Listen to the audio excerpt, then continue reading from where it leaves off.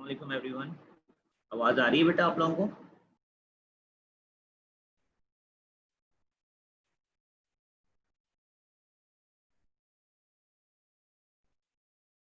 Okay so क्या पढ़ रहे थे बेटा हम लास्ट क्लास में?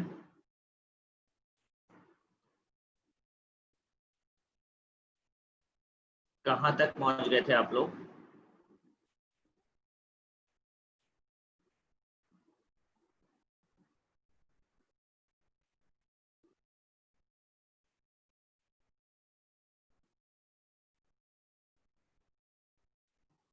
जी भाई ज़रा बताइएगा चैट में लिख के लास्ट टाइम क्या पढ़ा था आप लोगों ने एग्जैक्टली।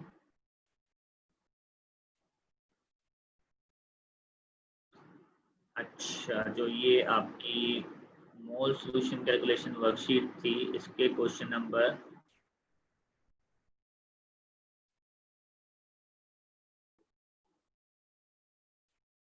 14 आप कह रहे हैं 14 कर लिया था 15 सर 14 नहीं करा शायद।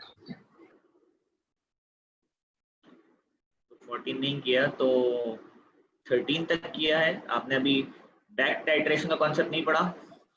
नहीं बैक टाइट्रेशन का कॉन्सेप्ट अच्छा आपने बैक टाइट्रेशन स्टार्ट करना है, ठीक है। बैक टाइट्रेशन का जो कॉन्सेप्ट है आपका उसके अंदर जब आप क्वेश्चन पढ़ें और उसके अंदर किसी सब्सटेंस का जिक्र हो 50 cm क्यूब और 1 मोल पर डीएम क्यूब, ये होना जरूरी है, वॉल्यूम और कंसंट्रेशन होना जरूरी है। उसके बाद उस सब्सटेंस का नाम लिखा हुआ हो और आगे लिखा हो एन एक्सेस, ये तीनों चीजें होना चाहिए, ठीक है। You should have the quantity, the name of the substance and then the excess। अगर इन तीनों में से कोई भी एक चीज मिसिंग है तो you cannot classify it as back titration, ठीक है। अब ये तीनों चीजें मौजूद हैं तो ये बैक टाइट्रेशन है। बैक टाइट्रेशन कैसे काम करती है इसके लिए पहले आपको एक माइंडसेट बनाना पड़ेगा अपना।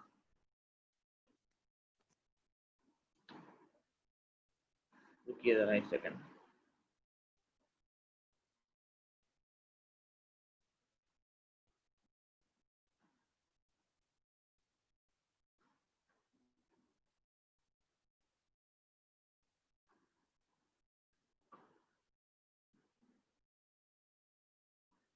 तो बैक टाइट्रेशन इस तरह काम करती है कि यूजुअली टाइट्रेशन में क्या होता है कि एक एसिड एक बेस से रिएक्ट कर रहा होता है। अब आपके पास दो तरीके हैं ये काम कराने के, एसिड और बेस को रिएक्ट कराने के। सिंपली आप ब्यूरेट के अंदर कोई भी एक को भर दें, जैसे कि फर्स्ट करना आपने एसिड को ब्यूरेट में भर दिया और कॉनिकल फ्लास्क के अंदर आपने बेस रखी और इनकी टाइट्रेशन कर दी। इनमें से किसी एक की वॉल्यूम और कंसंट्रेशन दोनों नोन होना चाहिए। दूसरे की वॉल्यूम नोन होगी क्योंकि जो भी चीज कॉनिकल फ्लास्क में होती है वो 25 cm क्यूब ही होती है। अगर इसकी कंसंट्रेशन अननोन है तो वो आप फाइंड कर सकते हैं या यहाँ से आप आगे बढ़ सकते हैं। एक तरीका ये है, इसे सिंपलेस्ट टाइट्रेशन कहते हैं और इसके जो क्वेश्चन है आपके पास वो इस नौयत के हैं। जैसे क्वेश्चन नंबर 1, क्वेश्चन नंबर 1 में NaOH है और डाइल्यूट हाइड्रोक्लोरिक एसिड है और इस तरह की बेसिक इन्फॉर्मेशन दी हुई है। क्वेश्चन 2 वगैरह उस तरह चलते चलते आगे जाकर एक क्वेश्चन आता है आपके पास, क्वेश्चन नंबर 11। इसके अंदर जो 250 cm क्यूब का कॉन्सेप्ट आ जाता है। इसमें ये एक चीज बढ़ा देते हैं, वो ये करते हैं कि पहले वो एसिड या बेस को, किसी भी एक चीज को, फर्स्ट करें बेस को, पहले वो डालते हैं वॉल्यूमेट्रिक फ्लास्क में। एसिड को तो अपनी जगह वो वैसे ही ब्यूरेट में डाल दिया, ये पार्ट सेम है। इस एसिड का वॉल्यूम भी नोन है, इसकी कंसंट्रेशन भी नोन है ताकि आप उसके मोल्स निकाल सकें। पर इस 250 cm क्यूब के फ्लास्क में से 25 cm क्यूब बेस निकालते हैं इनटू अ कॉनिकल फ्लास्क और उस कॉनिकल फ्लास्क को फिर इसके साथ टाइट्रेट करते हैं। यहाँ जो बेस होती है वो एक्चुअल टोटल बेस नहीं होती, ये उसका 1/10 ऑफ द टोटल बेस होती है, 1/10 ऑफ द टोटल बेस। उसमें बस एक स्टेप ऐड हो जाता है कि जब आप एसिड के मोल निकालते हैं और उसके बाद बेस के मोल्स निकालते हैं इन द कॉनिकल फ्लास्क, उसके बाद आपको उसके मोल्स को कन्वर्ट करना पड़ता है into the moles of the volumetric flask. ये इस तरह के क्वेश्चन होते हैं जिनमें 250 सीएम क्यूब का जिक्र हो, जैसे कि ये, ठीक है। पर देन आती है बैक टाइट्रेशन। बैक टाइट्रेशन में केमिकल ही 3 होते हैं। इन सब टाइट्रेशन में केमिकल 2 थे, इसमें केमिकल ही 3 होंगे, ठीक है। अब 3 केमिकल का चक्कर क्या है? 3 केमिकल का चक्कर ये है, एक उसमें एसिड होगा, एक उसमें बेस होगा और एक अदर केमिकल होगा, ठीक है। जो आपके पास अदर केमिकल है वही आपका ऑब्जेक्टिव है, ओ लिख रहा हूँ, अदर या ऑब्जेक्टिव आपका यही है। वो केमिकल जिसके ऊपर सवाल है आपका मेन, उसको वो रिएक्ट करवाएंगे एसिड या बेस से, किसी एक चीज से करवाएंगे, और वो एक्सिस में होगा।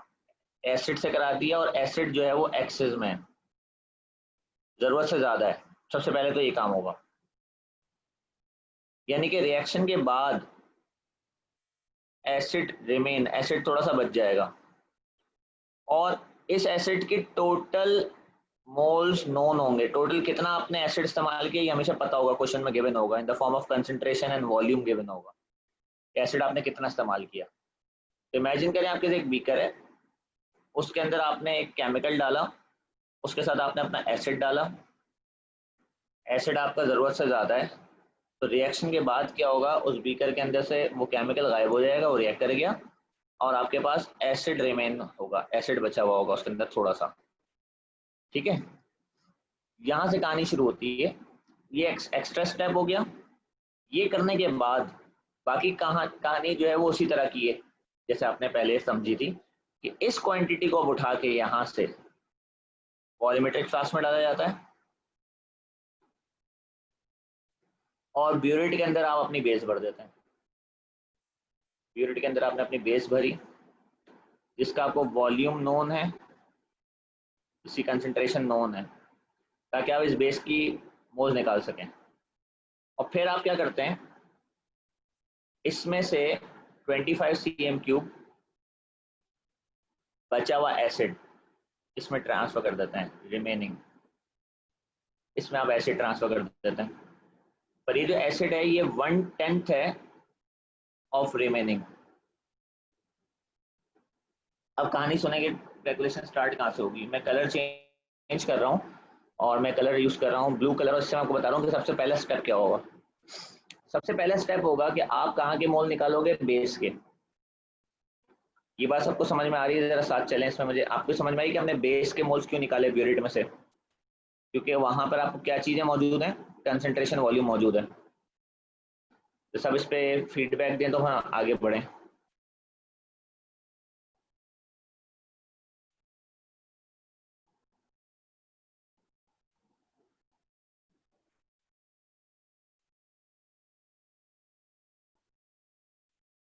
ठीक है, अब जब आप बेस के मोल निकाल लोगे तो ऑब्वियसली आप क्या निकालोगे, कॉनिकल फ्लास्क के मोल निकालोगे। पर याद रहे कि इस दफा कॉनिकल फ्लास्क के अंदर जो मोल पड़े हुए हैं वो ओरिजिनल जो क्वेश्चन है उसके मोल नहीं है, इसके मोल नहीं है।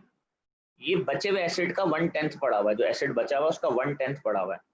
वो आप उसी तरह निकालोगे, एग्जामिनर आपको इक्वेशन देगा, आप एसिड के मोल निकाल लोगे, 1:1 रेशो होगा या 1:2 रेशो होगा। एसिड के मोल आ जाएंगे आपके पास 25 सीएम क्यूब में। फिर आप एसिड के मोल निकालोगे वॉल्यूमेट्रिक फ्लास्क में इन 250 सीएम क्यूब, ठीक है। पर ये जो आप एसिड के मोल निकालोगे ना, एसिड के वो मोल हैं जो बच गए थे, ये वाले मोल आ जाएंगे, ये वाले मोल आ जाएंगे नंबर 3। बचे हुए मोल पता चल गए आपको, ये वो मोल है एसिड के जो रिएक्शन के बाद बच गए। अब आपको वो मोल निकालना पड़ेंगे जो टोटल आपने रिएक्शन में इस्तेमाल किए, फोर्थ, ठीक है। इसके बाद आप जाएंगे क्या टोटल कितने थे, ये तो चलो बचे हुए मोल थे, पूरे टोटल मोल कितने थे। जब आप टोटल मोल निकाल लोगे तो टोटल में से रिमेनिंग माइनस करके आप निकाल लोगे वो मोल जिन्होंने रिएक्ट किया। अगर हम एसिड के रिएक्टेड मोल पता करने हैं तो टोटल में से माइनस करना पड़ेंगे आपको रिमेनिंग, तो वो एसिड के मोल आ जाएंगे जिन्होंने ओ से रिएक्ट किया। उसके बाद आपको ओ के मोल मिल जाएंगे, ओरिजिनल सब्सटेंस के मोल्स मिल जाएंगे, ठीक है। ओरिजिनल सब्सटेंस के मोल्स। अब यहाँ से एग्जामिनर आपसे कुछ भी पूछ सकता है। ये 6 स्टेप्स फिक्स हैं, 6 स्टेप्स फिक्स हैं इसके अंदर। सबसे पहले पहला step moles of burette, next step moles of conical flask, third step moles of volumetric flask, volumetric flask में जो चीज होती है वो होती है जो रिमेनिंग होती है, रिमेनिंग मोल्स आपको पता चल गया। Fourth total moles, fifth reacted moles. Reacted mole निकालने के लिए क्या करेंगे, पार्ट 4 के टोटल मोल्स में से पार्ट 3 के रिमेनिंग मोल माइनस कर देंगे। जब यहां तक आपका काम हो जाएगा तो पार्ट 6 आपका आएगा। पार्ट 6 क्या आपका,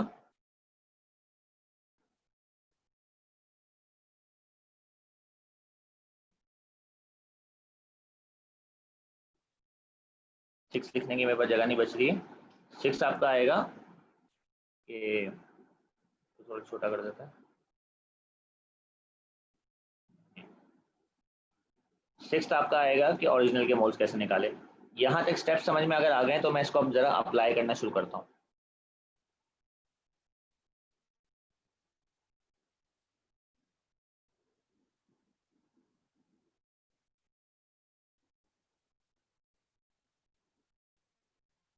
तो सबसे पहले तो हम आपके ओ लेवल से इसको अप्लाई करना शुरू करेंगे,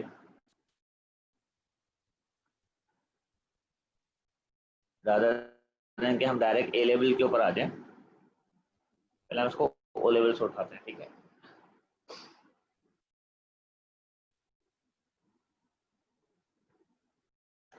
ओ लेवल में जब आपके पास एक क्वेश्चन आता था टाइट्रेशन का, तो उसके अंदर भी ये एक्सेस होता था। ये देखें, मैं इस क्वेश्चन को ना ए लेवल डिजाइन से सॉल्व करूंगा, मैं इस क्वेश्चन को यहां से पूरा सॉल्व कर दूंगा, हमें ये आगे जाने की जरूरत नहीं है पूरा, we don't need to go over there, ठीक है। ये यहीं से सॉल्व हो जाएगा। सिर्फ एक चीज इसमें मिसिंग होती है कि ए लेवल क्वेश्चंस के अंदर ब्यूरेट रीडिंग दी हुई होती है। ये अगर आप प्रैक्टिकली करेंगे तो खुद निकालेंगे। इन क्वेश्चन में ब्यूरेट रीडिंग निकालना पड़ती है नीचे डायग्राम से, वो हम अभी निकाल लेते हैं। वो आपको टास्क दूंगा मैं, आप नीचे से आंसर देख के बता दें या मुझे वैसे देख लें। अब क्वेश्चन क्या है, क्वेश्चन ये है कि अमोनियम क्लोराइड ये हमारा ओरिजिनल सब्सटेंस है ओ, इसके साथ रिएक्शन है। इसको उन्होंने रिएक्ट करवाया है बेस से, और बेस इज द एक्सिस है, बेस एक्सिस है, बेस इज एन एक्सिस। तो होने क्या वाला है कि अभी आपके पास रिएक्शन के बाद कंटेनर होगा, कंटेनर में आपके पास ओरिजिनल सब्सटेंस होगा प्लस NaOH होगा, बेस NaOH आपका एक्सिस में है, उसको फिर वो ट्रांसफर कर देंगे into a volumetric flask. Reaction के बाद वॉल्यूमेट्रिक फ्लास्क में से वो उसको ट्रांसफर कर देंगे into a conical flask. Conical flask के अंदर 1/10 ऑफ NaOH रिमेनिंग बचा हुआ होगा, NaOH जो बचा हुआ वो है उसका 1/10 बचा हुआ होगा। वॉल्यूमेट्रिक फ्लास्क में टोटल रिमेनिंग आ जाएगा। यहाँ पे NaOH टोटल है आपके पास, टोटल NaOH। ब्यूरेट में आप NaOH को पता करने के लिए कोई ना कोई एसिड भरेंगे, जो एसिड इस्तेमाल किया HCl, उसकी कंसंट्रेशन क्वेश्चन में ये रही 0.08। बस मुझे इसका वॉल्यूम चाहिए और मैं पूरा क्वेश्चन सॉल्व कर सकता हूँ। वॉल्यूम के लिए नीचे डायग्राम दी हुई है, वहां से वॉल्यूम मिलेगी। ए लेवल क्वेश्चन में वॉल्यूम लिखी हुई होगी, तो अभी हम वॉल्यूम देख लेते हैं नीचे जाके। जैसी वॉल्यूम मिलेगी ना तो आप कैलकुलेशन देख लीजिएगा। कैलकुलेशन में सबसे पहले वो आपसे HCl के मोल निकलवाएगा, उसके बाद वो आपसे NaOH के मोल निकलवाएगा कॉनिकल फ्लास्क में, यानी कि बोलेगा 25 cm क्यूब में। फिर आपसे वो वॉल्यूमेट्रिक फ्लास्क में NaOH के मोल निकालेगा, यानी कि बोलेगा 250 cm क्यूब में। उसके बाद वो आपसे टोटल मोल कैलकुलेट करवाएगा, और टोटल मोल के लिए ये वैल्यूज देगा, ये रहे total mole. 25 cm cube concentration देगा, 25 cm क्यूब वॉल्यूम देगा, और 2 मोल पर dm क्यूब कंसेंट्रेशन देगा। आप इन दोनों को मल्टीप्लाई करके डिवाइड बाय 1000 करेंगे तो आपके पास टोटल मोल आ जाएंगे। टोटल मोल के बाद वो आपसे बोलेगा रिएक्टेड मोल निकालो। रिएक्टेड के लिए आपको वो कहेगा पार्ट 4 को पार्ट 3 में से माइनस कर दो, तो रिएक्टेड मोल आ जाएंगे। जैसे ही NaOH के रिएक्टेड मोल आएंगे तो फिर मोल रेशियो 1:1 है, तो ये आ गया पार्ट 6। फिर आपके पास अमोनियम क्लोराइड के भी मोल आ जाएंगे, यानी कि अमोनियम क्लोराइड के जो मोल्स हैं वो पार्ट 5 के मोल्स के बराबर होंगे, क्योंकि रेशियो 1:1 है। ये चीज यहाँ से क्लियर हो रही है पढ़कर। अब जरा हम देखते हैं आगे। यहाँ से स्टूडेंट आकर रीडिंग्स को सॉल्व करके HCl की वॉल्यूम निकालेगा, क्योंकि HCl की वॉल्यूम मिसिंग थी। अब जरा देखें स्टेप्स क्या आना शुरू है। सबसे पहले आप नंबर 1 क्या निकाल रहे हो, calculate the number of moles of HCl, यानी कि ब्यूरेट के मोल आए। अब जरा दिमाग में लेकर आओ कहाँ के मोल आने वाले, कॉनिकल फ्लास्क के। ये लें 25 cm क्यूब। कॉनिकल फ्लास्क के मोल आए नंबर 2, उसके लिए इक्वेशन दी हुई है 1:1, तो वही आंसर आएगा जो ऊपर है। कॉनिकल फ्लास्क के बाद किसके मोल आएंगे, वॉल्यूमेट्रिक फ्लास्क के, ये देखो 250। तो पार्ट 3 आपसे, पार्ट 3 कैसे सॉल्व करते हैं, पार्ट 2 के आंसर को मल्टीप्लाई बाय 10 करके। यहां तक सब साथ है। और याद रहे कि वॉल्यूमेट्रिक फ्लास्क में कौन से मोल होते थे, वॉल्यूमेट्रिक फ्लास्क के अंदर रिमेनिंग मोल्स होते थे जो रिएक्शन के बाद बच जाते थे। रिमेनिंग मोल पता चल गया। अब आपसे क्या निकलवाएगा वो बताएं, अगले स्टेप में क्या निकलवाना चाहिए सुलन उसको। Total moles. जी बिल्कुल, आपसे टोटल मोल निकलवाएगा एनएच के लिए, उसके लिए वो आपको वो कंसंट्रेशन और वॉल्यूम दोबारा मेंशन कर देगा। ये वो निकलवा रहा है ओरिजिनली एडेड जो मोल्स थे, यानी कि टोटल। टोटल के लिए वो आपको कंसंट्रेशन दे रहा है ये रही, वॉल्यूम दे रहा है ये रही, डिवाइड बाय 1000, 5 × 10⁻³ या 2 जो भी है, 0.05 - 2 है, ये मोल आ गया टोटल। अब वो कहेगा by using your answer in G and H, H में है टोटल और जी में थे रिमेनिंग, यानी कि मेरी कैलकुलेशन के हिसाब से स्टेप नंबर 4, मेरी कैलकुलेशन के हिसाब से स्टेप नंबर 3, ये हमारा step number 5। Step number 5 reacted निकालने का रहा है, रिएक्टेड मोल्स। रिएक्टेड कैसे निकलते हैं, step number 4 minus step number 3। इनका स्टेप नंबर 4 जो है वो H - G है, H - G करेंगे रिएक्टेड मोल्स आ जाएंगे। रिएक्टेड मोल्स के बाद वो आपसे ओरिजिनल के मोल्स निकलवाएगा, ये देखें ये आ गया। अब कह रहा है using reduce the number of ammonium chloride, ammonium chloride की आपका ओरिजिनल, तो जो NaOH के मोल हैं वही इसके मोल हैं, तो जो रिएक्टेड मोल्स थे वही आप दोबारा यहाँ लिख देंगे, सेम आंसर। उसके बाद वो आपसे अगला पार्ट कुछ भी करवाए, तो लास्ट पार्ट होता है, क्वेश्चन सॉल्व हो जाता है। 7th स्टेप एक स्टेप और होता है, कहानी खत्म। 6th स्टेप सेम है। 7th स्टेप आप मोल आने के बाद मास निकलवा ले, मोल आने के बाद कंसंट्रेशन निकलवा ले, मोल आने के बाद वॉल्यूम निकाल ले, मोल आने के बाद मास निकाल के परसेंटेज कैलकुलेट करवा ले। वो कहानियां सेम है सबकी, पर ये जो प्रोसीजर है वो उस तरह काम करता है। इसी तरीके से आगे क्वेश्चन है,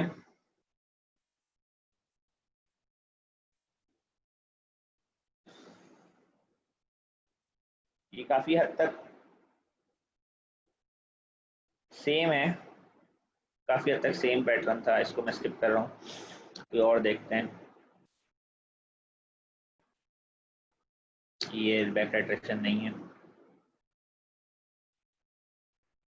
ये बिल्कुल बैक टाइट्रेशन। अब जरा मेरे साथ चलें इसमें। सबसे पहले मैंने देखते साथ कैसे बताया बैक टाइट्रेशन है, इस चीज से 50 cm³ ऑफ 1 मोल पर DM³ हाइड्रोक्लोरिक एंड एक्सेस, मतलब बैक टाइट्रेशन। ऊपर से पढ़ के बताओ ओरिजिनल सब्सटेंस क्या है इसमें।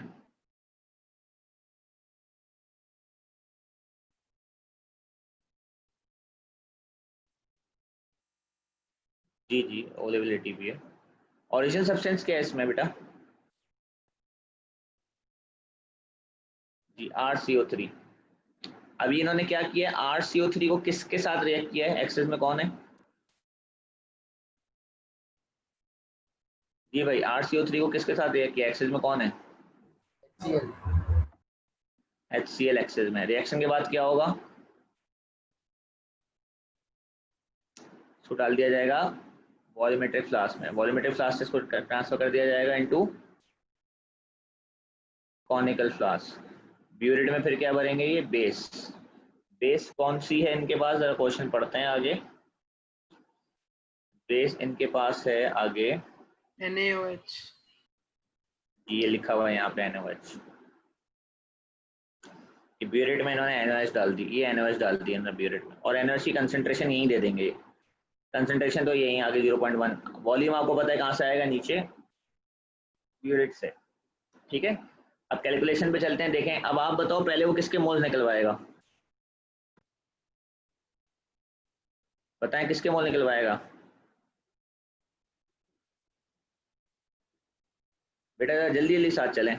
ब्यूरेट, ब्यूरेट में कौन है, NaOH, ये देखें, पहले पहले मोल्स देखें, पहले मोल्स किसके लिखे हैं पार्ट डी में, ये हमारा कैलकुलेशन का समझे पार्ट नंबर, स्टेप नंबर 1 हो गया। मोल ऑफ NaOH ये आ गया, NaOH के मोल्स। NaOH के मोल्स के बाद किसके मोल निकलवाना चाहिए उसको, HCl के in the conical flask 25 cm³ में, ये देखें HCl के मोल इन 25 cm³ में। उसके बाद उसको किसके मोल निकलवाना चाहिए, HCl के 250 cm³ में। अगला स्टेप जो होगा, जो नीचे आ रहा है 3, ये 3 यहाँ जो आ रहा है, ये देखिएगा ये क्या होने वाला है।